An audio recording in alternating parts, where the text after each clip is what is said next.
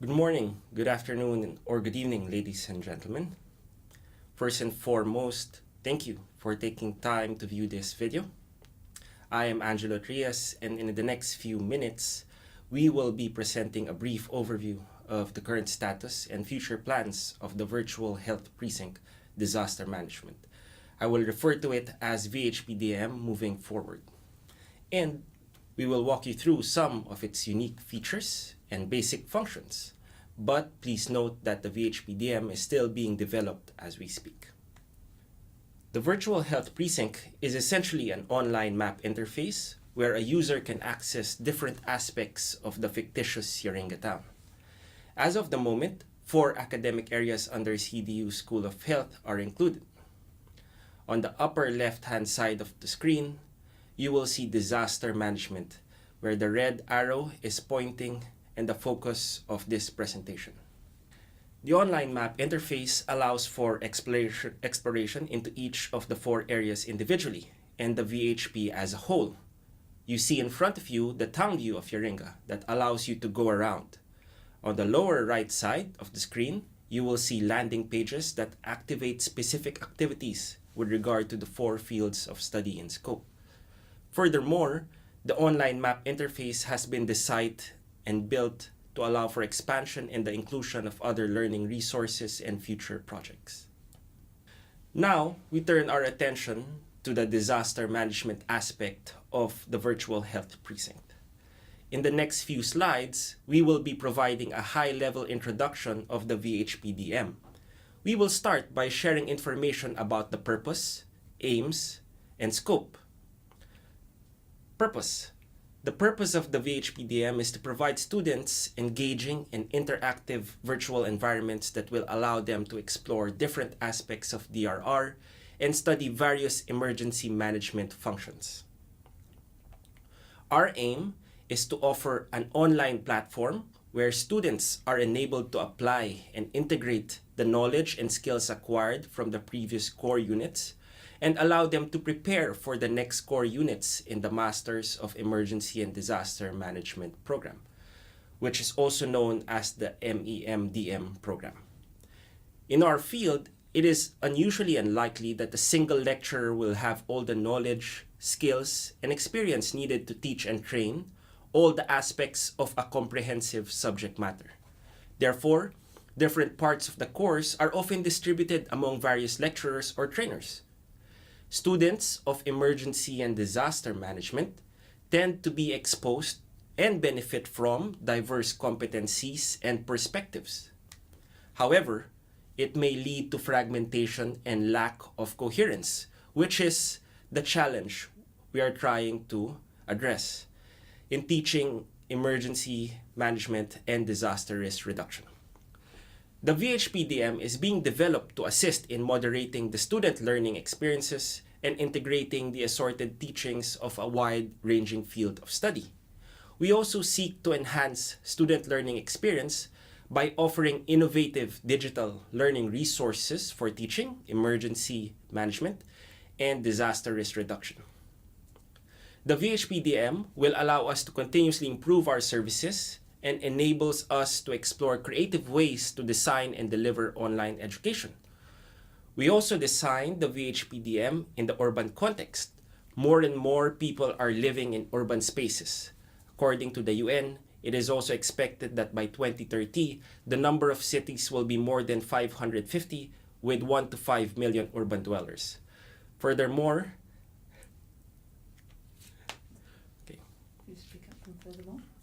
Furthermore, 731 cities will have between 500,000 to 1 million inhabitants. We recognize the need to focus on addressing emergency and disaster risks emerging in urban systems. There are 6 core units that focuses on the different functions and various aspects of emergency and disaster management. The VHBTM is primarily designed and developed around the third, which is DEM 513, Leadership in Emergency and Disaster Management. However, it will build on DEM 511, DEM 512, and serve as an introduction to 514, 615, and 820. This is because the function and aspects are not entirely independent of each other and tend to overlap one another. I will explain more on the scope in the next slides. As mentioned earlier, there are 6 emergency and disaster management core units. The slide that you see now shows how VHPDM fits in the MEMDM course and how it is aligned to the curriculum. DM 511 gives you an introduction of emergency and disaster management in context. DM 512 provides an overview of the interdisciplinary aspects of emergency and disaster management. DM 513 addresses leadership in emergency and disaster management. 514 explores the cultural, social, and psychological aspects of emergency and disaster management. DM 615 deals with reflective practice and action inquiry. Lastly, DM 820 involves designing and conducting an applied research project. The current plan is to make the VHPDM available for students enrolled in DM 513. There are 2 main reasons behind the decision. Going through the core units is a progressive learning experience. The next unit builds and expands on the topics of the previous one, and so on. Although the various aspects of emergency and disaster management covered in each unit are different, they are not mutually exclusive. They are complementary in many ways. By offering VHPDM in DM 513, which is ideally taken around the middle of the course, we are enabling the student to apply and integrate the knowledge and skills acquired from the previous core units and allow them to prepare for requirements of the next core units. DM 513 addresses the complexities of managing and leading emergency and disaster management programs. VHPDM is designed and developed for students to be student or learner-centric. This means that the student or learner is considered the central and main actor and allows them to take on an active manager-leader role in the process. By doing so, they will have to demonstrate their understanding of the management principles and tools necessary to plan and implement programs. They will have to display their awareness of emergency and disaster management related agreements, policies, frameworks, structures, systems, and mechanisms.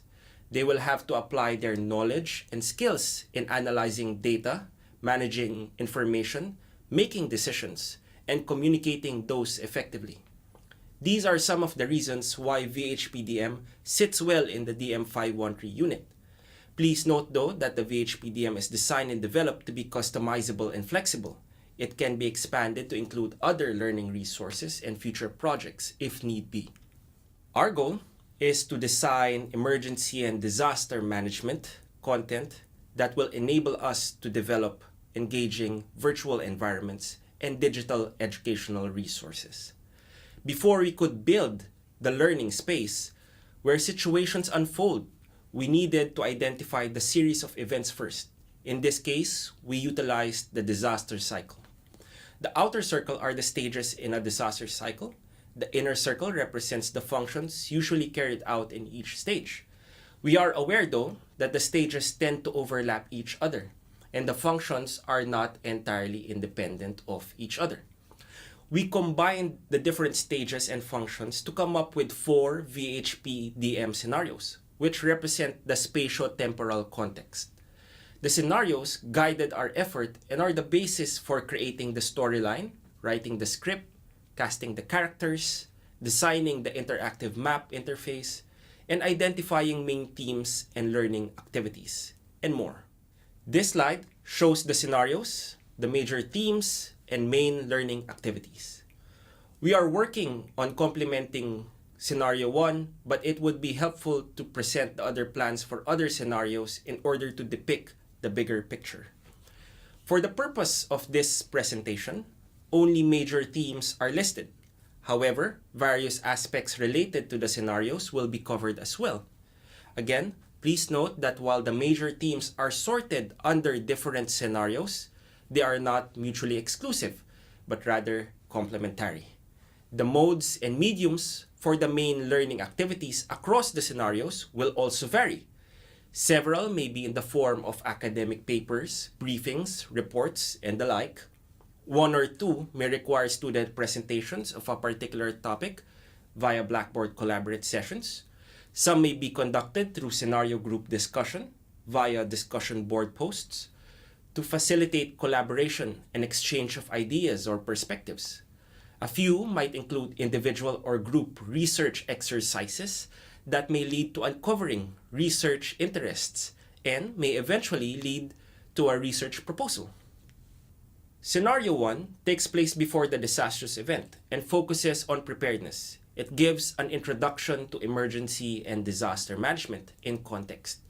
The themes and learning activities in this scenario assists the student or learner in understanding the context in which emergencies and disasters occur and unfold. Field research has shown that the ability to visualize emergencies spatially and temporally is critical to success as emergency and disaster managers. Here, we will ask students and learners to assess hazards, exposures, and vulnerabilities, to model scenarios, and to analyze risks. Scenario 2 takes place before the disastrous event and also focuses on preparedness. It provides an overview of the interdisciplinary aspects of emergency and disaster management. The themes and learning activities in this scenario guides the student or learner in understanding ways to use risk information and scenarios for formulating disaster plans. It also supports them in understanding ways to assess the amount and nature of resources needed to combat the hazard and the ways it could be deployed or utilized efficiently and effectively. Here, we will ask student or learners to assess capacities, design, and early warning systems. Here, we will ask students and learners to assess capacities and design early warning systems. Scenario 3 takes place during the disastrous event and focuses on response. It addresses leadership in emergency and disaster management.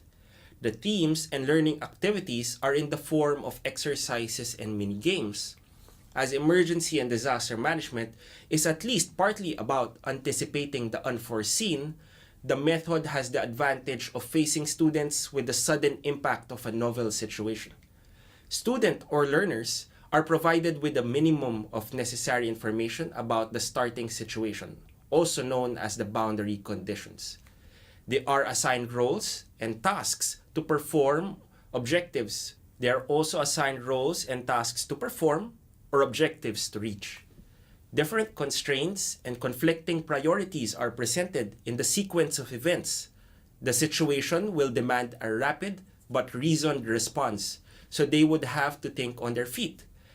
Various cases and complexities are also introduced. For instance, changes in the size and topography of the geographical area, in the number of roles involved, in the number and range of objectives, in the time scale and duration of scenario, in the nature of tasks required of participant from passive to active involvement, and so on. Scenario 4 takes place after the disastrous event and focuses on recovery and mitigation. It explores the cultural, social, and psychological aspects of emergency and disaster management. The themes and learning activities allows the student or learner to apply theoretical knowledge to practical problems. Here, we will ask students or learners to draft recovery project plans, design a DRR framework, and critically reflect on their VHP-DM experience. Now, we will walk you through VHP-DM to give you an idea of what we have completed so far. We will show you some samples of Scenario 1 in the next few slides. The VHP-DM was designed and developed to be inclusive. It takes into account that students or learners come from a range of backgrounds. The user interface of VHP-DM enhances usability in 3 ways. Layers are added to assist students or learners in exploring the natural environment, built environment, and networks such as roads and power grids. On the right-hand side, you will see that we also included hazard maps that show risky spots and a layer that shows demographic features. Content is formatted to optimize online experience. Texts are broken down into clear and concise plain English paragraphs that are easy to read. Character conversations provides hints about the next step students or learners need to take. We will show you a sample in the next slide. Lastly, we made content easy to find. We have even created a virtual library to serve as a one-stop shop for all additional learning resource information. We will also show you some samples of this later. The technical design of VHPDM also enhances accessibility. Only a computer, tablet, or mobile phone and an internet connection is needed to access it. There is no additional requirement to what students or learners need to participate in LearnLine or Blackboard collaborative sessions being done in the MEMDM core units. On the lower left-hand side, you will see that VHPDM has a responsive design to meet the diverse needs of mobile phones or tablets with different capabilities and screen sizes. This means that changes in the width of a browser window fluidly adjusts the placement of VHPDM elements to best fit the available space. This slide shows a sample of student or learner would see when he or she clicks on an active building. This scene is called Meet the Mayor, where the student or learner is briefed about his or her role as disaster resilience officer and where the primary objectives of the scenario is communicated. The scene contains a mix of videos, still images, and text. Students or learners engage with the VHPDM characters like this one in a conversation-like manner. The responses they get depends on the responses they give. This slide shows the complete cast of characters in Scenario 1. The characters represent the various aspects and different functions of emergency and disaster management. In this scene, the student or learner is introduced to the council. He or she will be given an overview of the town and offered hints as to where the characters are located. In the next scenes, the student or learner will have to explore the town and engage characters in order to obtain information and access resources needed to complete the main learning activities of Scenario 1. Students or learners must complete a scene before the next scene is unlocked. They will go through various topics at different points in time, each topic building on another. On the right side of the screen, you will see some samples of the landing pages when visiting some of the characters. The first sample is where students or learners gets a briefing from the Emergency Services Coordinator. The second sample is where student or learners meets characters in the community center to learn more about vulnerabilities that exists within the town. And the third sample is where student or learners are given an introduction of the different ways to draft conceptual models and construct scenarios. We have also created a town library to serve as a one-stop shop for all VHPDM related information and resources. Here, students will be able to access digital learning resources such as infographics on demographics, visitor and tourist figures, hydrometeorological data, and others. A few samples can be seen on the right-hand side of the slide. A suggested reading list is also provided. However, students or learners are expected to search for and access the readings. It is only meant to serve as an introduction to the area of interest. Students or learners are encouraged to do their own research to further understand the topic. They are also expected to look for and apply other theories or models that they might find useful in the learning activities. Some of the limitations of the VHPDM is it is not meant to teach students specific professional skills.